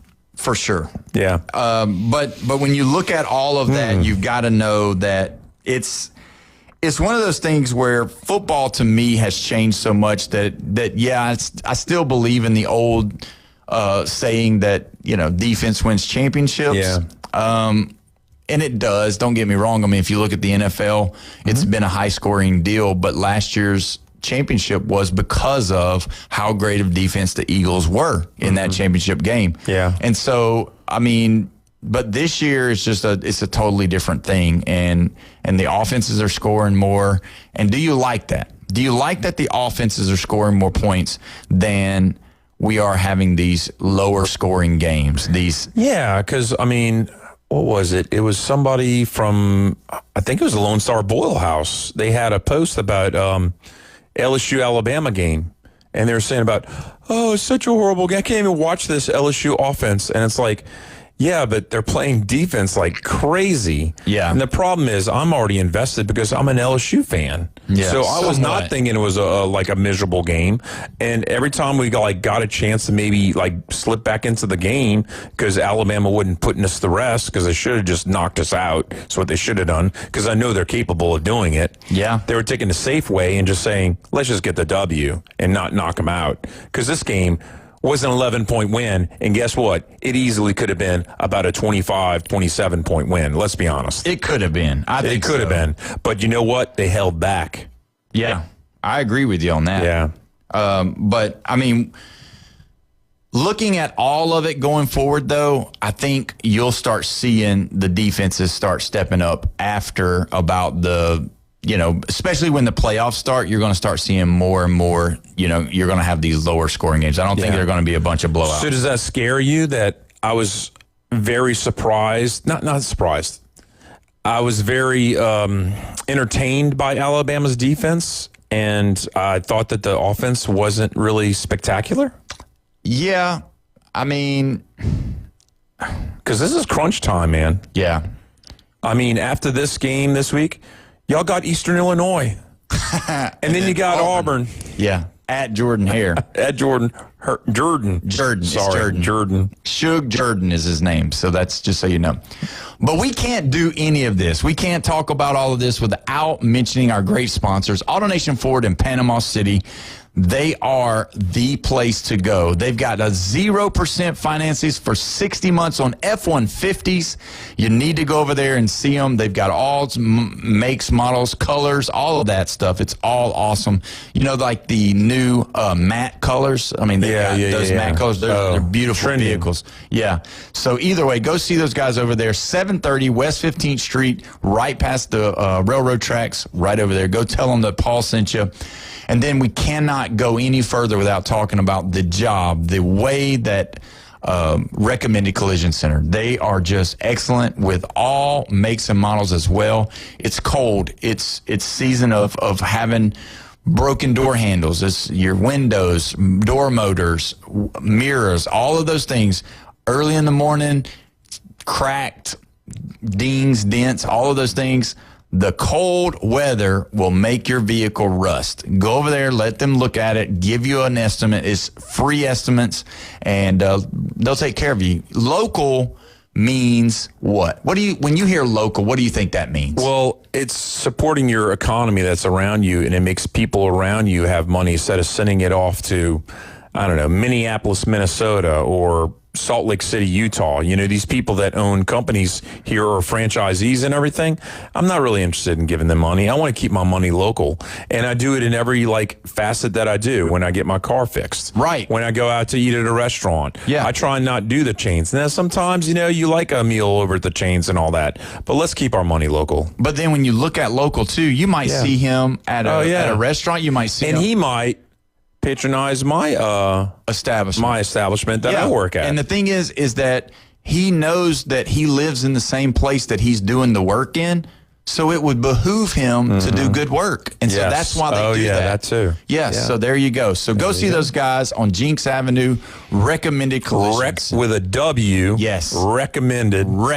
And if you're going into City Side, you hang a right on Jinx, and it's right there by the railroad tracks. Yep, right by the railroad tracks. Yep. On the other side of the tracks. That's right. So when we come back, we're going to do some mid-season awards. You don't want to miss it. We're going to have a blast with these. You're listening to the Sports Blitz with Paul Wilson at 104.3 ESPN, Northwest Florida.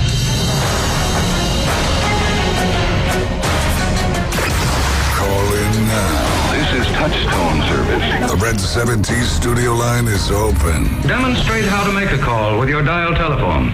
850-215-6290. 104.3 ESPN Northwest Florida. It's the Rich Eisen Show. I don't know who Zoo Kruger is. I saw this yesterday. But this sums it up. If you weren't with the Jets during the rebuild, don't be with us during the rebuild. All of those assets who rebuilt the team into just having to rebuild again because we didn't have this right or that right. Now is when it turns. Yeah, sure. Why not? The Rich Eisen Show. Weekdays 11 to 2. ESPN Northwest Florida. Good evening. This is Joanna on ESPN Northwest Florida with Thursday's weather forecast. Clear tonight with a low near 55 and a wind 3 to 7 miles per hour. Sunshine tomorrow morning, a light breeze out of the east-northeast, and a temperature of 71. A little warmer in the afternoon and evening around 74 with clear skies and a wind coming out of the west around 5 miles per hour. Sunny Saturday, a light breeze and hot around 73. This forecast is brought to you by Earthworks of Northwest Florida. Thank you for listening to ESPN Northwest Florida. Rely on it. Full residential and commercial projects from start to finish, Wheelhouse is ready to help. From the moment you have the thought to build to the moment you step through the front door of your finished projects, Wheelhouse Consulting and Engineering will walk you through all of your aspirations. Engineering, site plans, live architectural design, construction, 3D rendering, permits, and more. Wheelhouse Consulting and Engineering, 850-896-6597. That's 850-896-6597. And online at wheelhousedba.com. 360-degree protection of your home, 365 days a year, one low monthly price. Brock Lawn and Pest Control offers an affordable program that provides our customers with peace of mind. Brock 365. We like bundling pest control with termite protection for a low monthly payment. We couldn't be happier with the results. Most treatments are done outside, and we haven't had any issues in over 3 years. Call us today for your free consultation. Brock Lawn and Pest Control. Transmitting from the CBC Construction Studio. The Sports Blitz.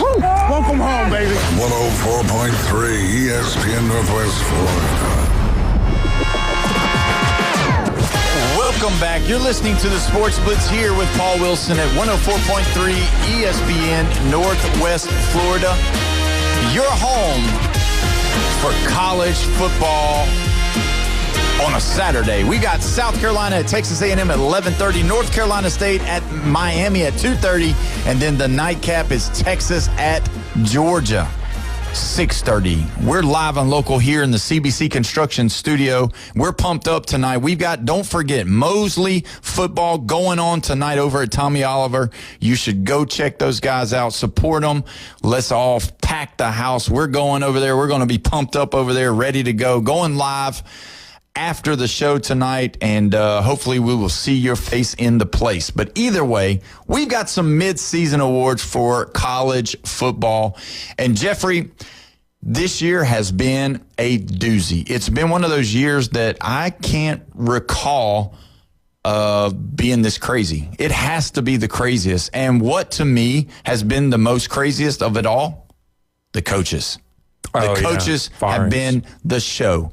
The show has been about the coaches to me. It's been the hugest story of the whole season of how it all has happened. I mean, we've seen big names, little names, surprising names during the season, and we are definitely going to see them after the season. There's the expectations of just all of the coaches that are just, to me, it's the most intriguing college football season that I've ever witnessed, because you've got teams like LSU, Penn State, Florida, all looking for that guy. And you know what I mean? You got all of these big time guys available too still. So, I mean, it's a pretty big season this year. This is a crazy deal.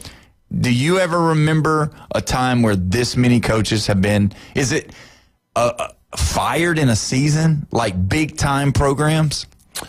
Yeah, I don't remember that there's been this amount of big time programs, but also just the pure number of just being in the top level, 14 coaches.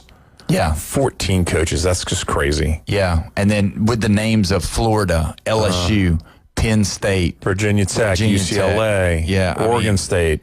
I mean, just or Oklahoma State. We forget about some of these teams just because. Because you lost track because there's so many that are Arkansas. Yeah. I mean, you know what I mean? Like those are just nuts. And then we're going to about to see a domino effect because we're talking about people like Brent Key and Summerall at Tulane and everything, and it's going to create this Satterfield, PJ Fleck at Minnesota. Yeah, is Jimbo coming back? Is Coach O coming back? Is John Gruden going to touch his foot in college football? And then the all-inclusive, where is Lane going? Like that's the. I thought it was Saban. Saban's coming back. Yeah, they said 2-1, 2-1 now. What? It's 2-1. Wow. There's a 2-1 odds that Nick Saban is coming back to coach for the LSU Tigers. I will bet against that. And I'm just telling you, he is the number one person on the list as of right now, as far as in the bets. But I'm just going to tell you, when I spoke to Nick last night, he's not going. He's not going to LSU. So either way, just so you know. Yeah. But I mean, I don't have my hopes up to like Gators fans about getting Lane. Right. Yeah. No. I'm a realist. Wow. See, I'm still on the Lane train. Yeah, you are on the Lane train. I believe it now. And you know what I'd say right now? Majority of the caller-ins are not saying that's what's going to happen. But Chris Hobby, he will stand by that till he dies. Yeah, and so will I. I'm not giving up my firstborn for it, but I'm telling you, Lane Kiffin will be in that orange and blue next season. Chris Hobby's like, just wink that you're coming here. Just give me a sign. Yeah. Tug of the ear. He scratched his ear, so that said he's coming. He's coming to Gainesville. But I mean, I believe it. I think it's going to happen. But either way, we come up with some awards, and I'll let you take it over from here. I want to hear what you've got, and then we'll go from there. Are we impartial? We try and be impartial. And sometimes we like talking about the SEC. Yeah. But when I come down to teams that are the most disappointing, maybe want to throw like a SEC team in there. Yeah. So you got the award for the 3 most disappointing teams. Yes. Not coaches, not players. Coaches, just the whole team. Just the whole what team. Your production is, because it's all about W's and L's, right? Yeah. Yeah, no doubt. So obviously the team that was ranked number 2 before the season started was Penn State. Yeah. And the way they started out 3-0, and then they just kind of game after game, week after week, Penn State just fell the off. Wheels fell off. Yeah. And then you get to a point where you're playing top-notch talent, and you're like, you're playing Indiana. And guess what? You've already lost 5 in a row. Guess what? That means 6. Yeah. And you played them close. I was going to say, let's be fair. They played them close. It's an L. That's what's fair. You got to get the W, man. Yeah. And that's why you're disappointing. It's because you're losing. That's exactly right. So on the 3 teams that I listed as most disappointing is Penn State. Yeah. And there is no doubt in my mind that anybody would not be number 1 Penn State's it. They're the one. Yeah. They're it. Yeah, and the reasoning behind it was because of what they did last year, what they had coming back. Mm-hmm. And Drew Allaire. Their coach has been in all of those big games. Everybody thought that this was the year that finally James Franklin was going to crack the ability to win the Big Ten and to make a long playoff run. They made a good playoff run last year. I mean, they made it, but just could not get it done. They won 2 playoff games. Drew Allaire. Against not a great opponents, but they won 2 playoff games. Drew Allaire was going into last season after the playoff appearance and doing what they done. He was moving up in a lot of the draft boards of being one of the top. He moved in front of Jalen Milroe. He moved in front of some of these other guys that got drafted. And he was somebody that was going to be, and when he decided he was coming back, they were a shoo-in into the playoff. They were a shoo-in that he was going to be visiting New York at the end of the season for the Heisman. And then all of it the wheels fell off completely. So somehow Penn State slipped into my algorithm 3 years ago. And they were like, we got this guy, Drew Allaire. Who the heck is this guy? And then he did like average numbers. And I was like, well, he wasn't all that, right? And then last year, same thing. They went into the season, they were like, this guy, he's going to second-year starter for us. He's going to kill it. And then, I really wasn't impressed by him. And then this year, what does he have, 2 300-yard games in passing? Yeah, no, he's not a top-notch quarterback. He's not a top 10. Yeah. So it made me, because the way you had, the beginning of the season, the way we had started, I was like, wow, is Jeff a closet Big Ten guy? No way. And I mean, but let honestly, me wrap your head around it. We know that Ohio State won the national title last year. Yeah. But who were the top 2 teams in the Big Ten last year? It was Oregon and Penn State. Yes. And Michigan had a fall off, and USC's not living up to expectations. So them being number three in the Big Ten, sometimes number 2 because Michigan or Ohio State's not there. Mostly it's Michigan that's not there. They slipped into the 2 spot, and it wasn't even Ohio State or Michigan in the 1 spot. So they have gone to the next level, and they just can't win the big ones. Yeah. And that's the reason why it cost him his job. So that is my number 1 most disappointing team of the year right now. My number 2, Clemson. Mm-hmm. Everybody picked them to be in the ACC championship. Doesn't matter whether they're going to lose the ACC championship or win it. Everybody had them. Yeah. And the fact that they beat Florida State this last weekend, that's not a consolation prize. I'm sorry. I'm not letting you off the hook. You're still a losing team. You're 4-5. You're mid-tier in the ACC. We're not talking about you upsetting anybody, because you're not upsetting anybody all year long. Yeah, you were supposed to beat Florida State. Yeah. Yeah. At home. Yeah. And so here we are. They beat them by 14. They didn't even look spectacular. They only scored 24 points. So Clemson is my number 2. And got to look at Clemson coming into the season. Everybody thought they were going to win the ACC for sure. They knew that they had made it in the playoff. Didn't fare too well in the playoff, but they had a quarterback coming back. Everybody was high on Cade Klubnik. I was not. I was a big Cade Klubnik hater, if you want to call me that. That's fine. But if you listen to all of the top people talking about who was going to be going to New York at the end of the year, Drew Allar, Cade Klubnik were always mentioned. They were always mentioned, but also Cade Klubnik was also mentioned as a possibility for the number 1 pick in the NFL draft before the season started. And I didn't fight you on it, because I didn't think Cade Klubnik was that great. Right. No, I remember. And I've said this before the season started and everything, and before last season started, because, you and I kind of bonded on the DJ Uiagalelei thing, and he was originally at Clemson, and he was horrible. Yeah, he was. And I've always said that in order for Dabo to win, he's got to have a Deshaun Watson. He's got to have a Trevor Lawrence. He's got to have an above-average quarterback. Yeah. I mean, those are great quarterbacks, don't get me wrong. But he's got to have another quarterback to make a run at a championship. And he doesn't have that with Cade. And he doesn't have it with Cade. So that's my number 2, Clemson. Mm-hmm. My number 3, and I'll apologize because we have too many locals. I'm sorry, but the Seminoles. Mm-hmm. And it wasn't, I'm not even including talking about the Alabama game to start out the season. I'm talking about, I thought that they were going to turn this ship around before the Alabama game. I didn't think they were going to beat Alabama. And when they did, I was like, oh, wow, maybe they're turning it around even more than I thought they would, because I really thought that they were going to have a winning season. And then it was disappointing. The first time we talked to Taylor Devers, and I heard him talking negatively about the stadium updates and everything, and he's like, oh, we might get 4 or 5 wins, maybe get 6 and even get to a bowl. I was like, oh, wow. I was not expecting this type of guy talking about the Seminoles like this. And I was like, I was in shock. I was surprised. And as soon as they beat Bama, boy, his head turned around and all that. But the Seminoles are disappointment. After 3-0 start, they didn't do like Auburn. Auburn took a couple losses, but kept on playing hard-nosed football. Yeah, you're right. After Florida State lost that close game against Virginia on a Thursday, I believe it was. Yep. And then they turned around and, Miami was kind of at their peak in the first half, at least. And then they just failed. They looked horrible against Pitt.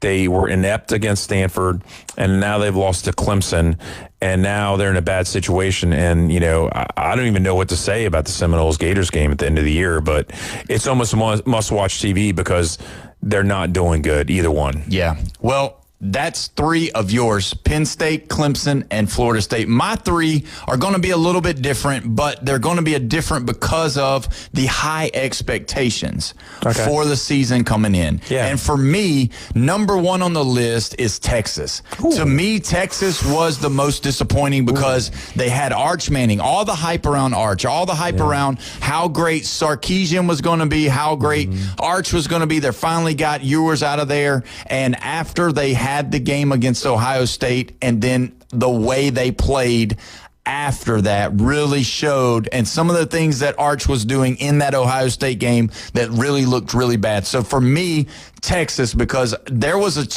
chance at the beginning that there were a lot of people picking Texas to be the number 1 team in the country, to go into Columbus and beat Ohio State, knock them off the pedestal, and take the reins over as the number 1 team in the country. And it just didn't happen. And now we're looking at a possibility that they are in must-win games for the last 2 weeks of the season against Georgia and A&M. So give me Texas as the most disappointing team. Number 2, this is going to be because we're home, because we hit home a little bit, and it's going to be the Florida Gators. You come in when you have DJ Lagway coming into his 2nd year. He played lights out against Georgia last year. He had some really great times.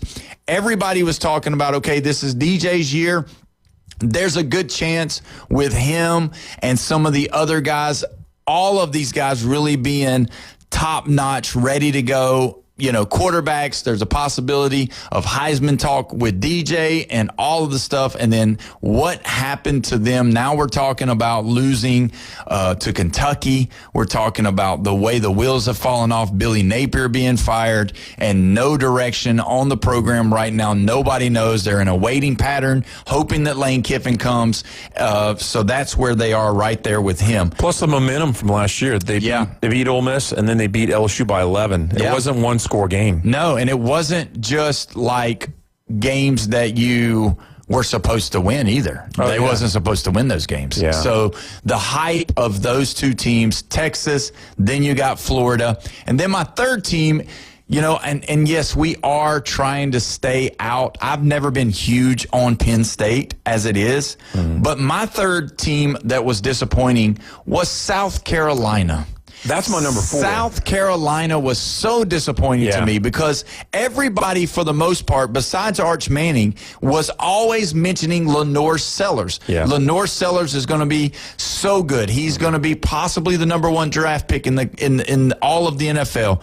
This guy was going to be this, was going to be that. He got the concussion, and everything went downhill after that. And so South Carolina, they're not even looking good. They don't have an identity. They don't really, when you see South Carolina playing somebody, they're usually not the favorite. And it looks like Beamer is probably going to lose his job, or he's going to go somewhere else after the season's over. And the Gamecocks just haven't looked good. So for me, Texas, Florida, South Carolina, all disappointments for the season. Now, Texas has an opportunity to get to the playoff, but we will see. That'll be known after this weekend if they can, just keep winning. Oh, yeah. South Carolina was my number 4 team as far as most disappointing, and I'll say something that's for them and then against them. Okay. So, obviously, top 5 teams coming into this season. We had, in the playoffs last year, we had Georgia, Texas, and Tennessee, right? Mm-hmm. They're a top 5 team, right? Yeah. Obviously. Bama, of course. Yeah. And then at 5, I had LSU. Mm-hmm. But after that, I had South Carolina coming into the season. Yes, everybody did. But the problem is, I want you to look at their schedule. They opened with a couple of wins, and then they got knocked off back-to-back weeks. But do you know who they got knocked off by? Missouri and Vandy, 2 of the most surprising teams in the SEC this year. So it was sort of like, wow, this team's not any good because they lost to Missouri and Vandy. But then we found out that Missouri and Vandy are still hanging around, and they both have 2 losses right now, and they're not completely eliminated.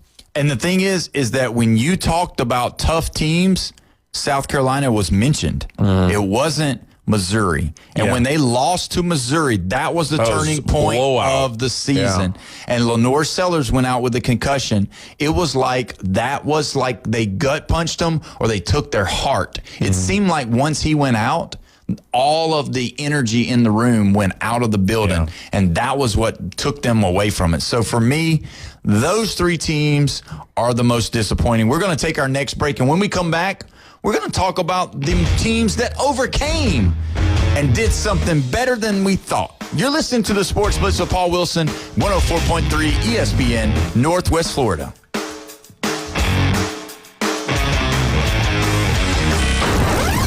Taking your hot takes, rants, and takedowns. Let's hear it on the Red 7T studio line. 850-215-6290. Your home for college football. ESPN Northwest Florida. This Saturday, it's a college football triple header. 75 yards. Wow. First, South Carolina and Texas A&M. Coverage starts at 10:30. Then North Carolina State at your Miami Hurricane. Kickoff at 2:30. Then it's Texas between the hedges at Georgia. Kickoff at 6:30 right here on your spot for college football on the Gulf Coast. 104.3 ESPN Northwest Florida. It's the end of the year and the perfect time to unwrap big savings on a brand new 2025 Kia from Bill Bird Kia. Ready for adventure? Well, drive it to the holidays in an award-winning Kia SUV line like the Soul, Seltos, Sportage, Sorento, or the bold Telluride. If you want luxury and performance, slide into the sleek 2025 Kia K4 or K5 sedan, always designed to thrill. And going electric this year? Spark inspiration with the all-electric 2025 EV6 long-range fast charging and electrifying style. At Bill Bird Kia, you'll get comfort, safety, and technology all wrapped into one perfect package. And don't forget, we're the original home of the 20-year, 200,000-mile warranty. Stop by and see us at 2435 East 15th Street in Panama City or online anytime at BillBirdKiaPanamaCity.com. We'll treat you like family and give you the peace of mind you can trust. Bill Bird Kia, your local community dealer. Love your ride this holiday season. The 20-year, 200,000-mile warranty is a Bill Bird Kia warranty. Hiller's here, you don't need to worry. If you're stuck without any heat, we'll be there in a hurry. Hiller's here to help you right away. We'll be there to fix you up, call the Happy Face Truck today. Yes, Hiller's here, so never fear, call the Happy Face Truck today. Hiller! Happy holidays from the Hiller family. Take advantage of our current specials and deals at happyhiller.com. If you build it, they will come. We're live from the CBC Construction Studios. 104.3 ESPN Northwest Florida airs the biggest games of the week from the SEC, ACC, and beyond. If it matters in college football, it's on 104.3 ESPN Northwest Florida. Now back to the Sports Blitz. Welcome back. You're listening to the Sports Blitz here at 104.3 ESPN Northwest Florida. We're jamming out in the CBC Construction Studio. Don't forget, tonight after the show, Thursday Night Football, the Jets at the Patriots. Coverage starts at 6:30. Kickoff is at 7:15. We will be going live at the Mosley Dolphin football game tonight. Check us out, Facebook Live. You will see it. If you want to, you can call in. You can text in on the Red 7T's phone line, 850-215-6290. You know, we've been talking about the mid-season awards, and we're not saying halfway through, but we're talking about after we figured out what really teams are, because halfway you don't really know, you kind of wonder, but now we kind of know what we've got, you know, and there's some teams that are peaking right now, but there are also some teams that are on the decline. So we talked about those declining teams. Now, Jeffrey, give us your three surprising teams this year. Virginia. Who the heck saw Virginia Cavaliers being in any conversation with any type of playoffs or anything? And I know they lost this past week, and you kind of write them off because they lost Wake Forest, but they fumbled the ball 3 times, and then Wake Forest just didn't give up the ball. So the mistakes is what killed them, and that's the reason why they lost by 7 points. So it was a one-score game. And I'm not just going to write off that Virginia's not surprising, because they still are, even with the 2 losses now. And they are my number 1. And believe it or not, my number 2 is not very far behind. And you're going to forget about them, because now they have 2 losses also. Forget about them. South Florida. When they opened with the win against Boise, I was like, well, it's just Boise. And then they beat the Gators at their own house. Yeah. And I was like, wow. And, of course, they took the loss versus Miami. But after that, you know what? They never gave up. They never looked like they lost their confidence, started beating team after team after team. They lost a close one to Memphis by 3 points, and then they won this past weekend. And South Florida, I mean, Virginia and South Florida are 2 teams that we're talking about being ranked. You know, they're both ranked right now. Yeah, they are. Still. Even after 2 losses, they're getting respect, and that's surprising. Yeah. Look, Texas A&M, I understand you're undefeated and all that, but you're not my top 3. And I'm sorry for writing off Vanderbilt because of the season last year and knocking off Alabama. It was a big deal to beat Alabama, right? Yeah, it was huge for that program. Mm-hmm. But they have not let up this season, and they have the 2 losses. And actually, I was even considering a fluke of a team, Cincinnati, in at number 3. But I'm going to put Vanderbilt here because, I mean, tough schedule. They're hanging in with teams. Even when I picked against them, I was like, well, you know, eventually it's going to catch up with them. They got smaller guys. They might be scrappy. They might be fast. They don't have big guys on the line. Something's going to catch up. They're playing that SEC schedule, you know? Yeah. And now we're talking about them beating Tennessee at the end of the year. Do you think that hurts Brandon's ego? Oh, yeah, for sure. That's little brother. Yeah. It's tough. Oh, yeah. It is way more little brother than Alabama and Auburn. Oh, yeah. You see what I'm saying? Yeah. Auburn has won national titles. Yes. Auburn has beat Alabama on several times. I mean, for goodness sake, Colin Cowherd called Gus Malzahn the Nick Saban stopper. I mean, for goodness sakes, he said he's going to retire Nick Saban. It didn't work, but it was said because of all the times that Alabama would lose to Auburn. So this is not the same if Vanderbilt beats Tennessee. Yeah. It's a different story. And this has been a stepping stone coaching position, too. You James Franklin's, you Jared Nardo's. I mean, Derek Mason's the only one who didn't move on to some bigger, position. Right. Because even Derek Mason had good years at Vanderbilt. That's true. So I got Vanderbilt at my number 3 after Virginia and South Florida, which, I mean, just even thinking we're even talking about these 3 teams this late in the year. Yeah. It's crazy. Yeah, that is pretty crazy. What's your top 3? It's crazy. I'll have to explain my number 1. And because I've just been shocked by them all year long. I wrote them off. I don't like them, but you can't deny them. And that is the Indiana Hoosiers. Oh, yeah. I mean, to go in and beat Illinois like they did. Yeah. And we say curb stomp. They didn't curb stomp. They walked in their house and burned it down and left. I mean, they took care of business. It was a statement win. They did it on purpose. They ran it up on purpose. They were trying to take on a mantra of, we're coming to your house and we're going to score as many points as we want. And so for me, I just kept every week, oh yeah, Indiana's got to play this team. They're going to drop one. They haven't. Every time they play somebody, oh, they're going to lose. Oh, they haven't. Oregon. Beat Oregon, which is a surprise. Yeah, they made the playoff last year. Don't get me wrong, but it was like almost for me, it was like they didn't play anybody. The Big Ten was weak. I didn't feel like they were, that great of a team. They lost. It wasn't no big deal. I just kind of wrote them off. But Mendoza now is walking himself straight to New York, looks like.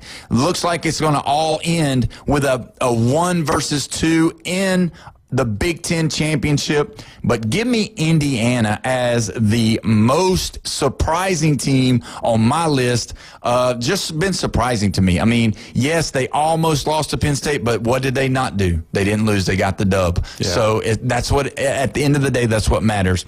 Number 2, I'm going to go with you on this one. Give me Vanderbilt. Everybody built Vanderbilt up because of the Alabama loss. And a lot of people were saying, yeah, they'll be good, but they're they're not going to be that good. They'll make it through, and they'll not beat Alabama twice. And the thing is they didn't, but that game was really close. But they still have an opportunity. They still have a path to make it to the playoff. And so for me, it was just almost like Indiana, where I was thinking they're going to drop a game. They're going to lose, and then they would find some way to win. And then even me sitting there watching them play my Alabama Crimson Tide, I still had a feeling that, man, are they going to pull this out because of how close the game was? So give me them.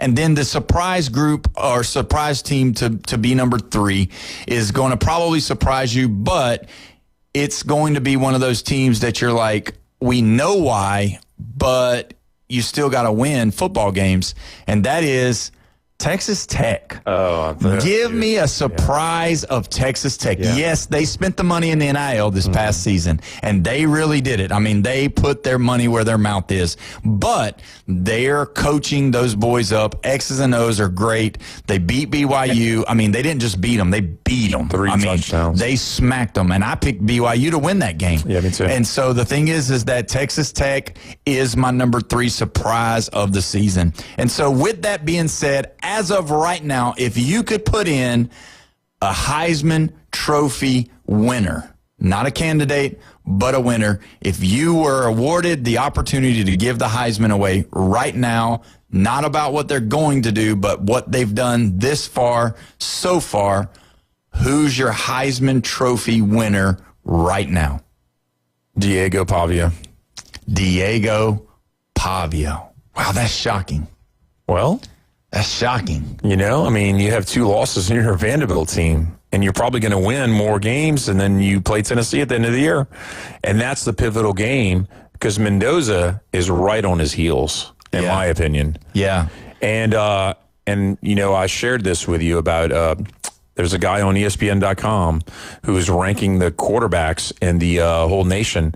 And when he put Sayan number 1, I was like, what in the world is this guy on? And then I realized there's an Ohio guy. Yeah, of course. And then when he put Ty Simpson at 11, I started laughing. I said, this guy's... Of course you're an Ohio guy. Yeah, he's got a vendetta against Bama. And look, you know me, I'm not going to go shouting Alabama, but really, Ty Simpson at 11, come on. If he ain't top 6, you're out your mind. That's exactly because right. we know what the stats are, and we know that they're winning games. And who has one of the longest winning streaks in the nation? It's Bama, because they lost that season opener, and they're on a run. And who's got a longer winning streak than them? A&M, Indiana, and Ohio State. Yeah. That's it. That's all. That's so true. And when you look at those teams, that's who you go with. For me, if I was giving the award away, I would say I am 100% with you. Diego Pavia, because of what he can do with his feet and what he can do with his arm. But who do I think they would give it to? I think they would go with Mendoza. Yeah. The reasoning is because of what he's done. He's brought a no team to the forefront of college football. They're saying that they're the number 2 team in the country, even though a lot of us disagree and say A&M should be number 2. Mm-hmm. But those 2 guys, and for me, that's who I would say they would pick. But who do I think? It should be Diego Pavia for sure, no doubt, without a doubt. Now, do I think that there's a possibility that the quarterback for Texas A&M, Alabama. Oh, my God. Alabama and Georgia, depending on what they can do in the latter parts, could make their case for being the Heisman. But I think that the A&M guy is going to be able to grab it. I'm glad we don't talk before we come on. Yeah. Because I thought the same thing about Reed for Texas Marcel A&M. Reed. I don't think the same thing about Gunnar Stockton, though. I'm sorry. Yeah. I'm writing him off. He's not going to Manhattan unless something catastrophic happens. But if Reed takes care of the Longhorns, like 40-something points, hangs 40-something points on the Longhorns. Put him in there, yes. We're talking about Reed being the 3rd man going to Manhattan, and who knows how the voting is going to be. But the problem with the South winning the Heisman this year is because there's only like 3 guys, maybe 4 if you count the Notre Dame guy, Jeremiah Love. Yeah. Mm-hmm. You got like 6, 7 guys in the South. Oh, 6, 7. There you got a lot of people in the South, and you wonder, does that mean the West Coast voters are going to, swing it and everything? And that's what people don't realize. That's why the Big Ten is going to have a big problem, because they got Julian Sand and Mendoza right there. So there's going to be a split of the vote. And then Jeremiah Smith. And then Jeremiah Smith's in that too. So there you go. That's probably what's going to happen. But don't forget, tonight is going to be Thursday Night Football. The Jets at the Patriots. Coverage is going to start in about 30 minutes. Kickoff's at 7:15. Also, don't forget, check us out on Facebook. We're about to go live over at Tommy Oliver Stadium. You've been listening to the Sports Blitz with Paul Wilson at 104.3 ESPN Northwest Florida. You don't want to miss from tomorrow's show. See you tomorrow.